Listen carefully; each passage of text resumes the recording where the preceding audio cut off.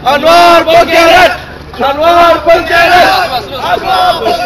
Tujuan demo yang diadakan adalah untuk menentang apa anasir-anasir ataupun tali baru daripada Israel untuk mencampuri urusan negara kita, yang mana kita tahu ada bukti-bukti yang telah didedahkan, dan kita mendesak apa pihak-pihak berkuasa yang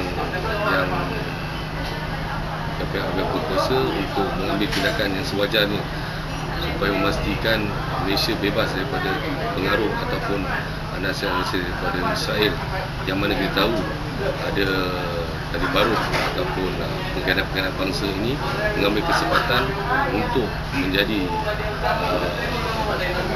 menjadi pemimpin dan mendapat sokongan dari pihak Israel Yahudi ini, yang akan mana kita telah tahu kalau campur tangan daripada negara-negara Israel ni ataupun bantuan-bantuan Israel ini akan menjahanamkan bukan sahaja bangsa kita, malahan negara kita akan jadi kucak-kacir seperti mana yang telah terjadi di negara-negara yang kita sedia maklum. Jadi saya berharap pihak-pihak berkuasa dapat menyegerakan, kita mendesak supaya mengambil tindakan ataupun jalankan siasatan atas anasir-anasir ataupun tali-tali baru Yahudi yang ingin mencari tempat di dalam negara Malaysia ini. Saya sebagai rakyat Malaysia rasa terhina jika adanya orang-orang ataupun rakyat Malaysia yang sanggup menggadaikan maruah bangsa dan agamanya demi kepentingan pribadi beliau.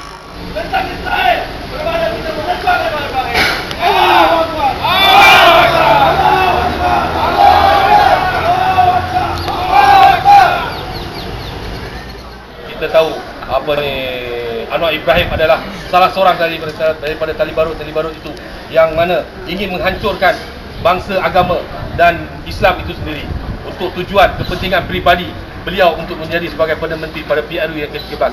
Dan saya nasihatkan dan saya beri amaran kepada Anwar Ibrahim yang mana kami rakyat Malaysia akan memastikan beliau tidak akan mendapat menjadi apa yang diidam-idamkan untuk menaluki Putrajaya. Kami akan membebaskan beliau daripada gejala-gejala untuk impian beliau untuk menjadi Perdana Menteri. Saya daripada yang kedua Persatuan Pengajian Kecil Melayu Syarul Belajar memanglah membantah tindakan Datuk Anwar iaitu menyembelahi Israel. Jadi memang kita pihak oleh kerana kita tahu apa kata Israel dalam Anwar memang kita tidak boleh berkumpul dengan Israel. Jadi silakan Anwar berada. Jadi kita tolak. Jadi buat saya adik-adik persatuan kita 100% setuju dengan tindakan kerajaan kita yang ada ini lagi.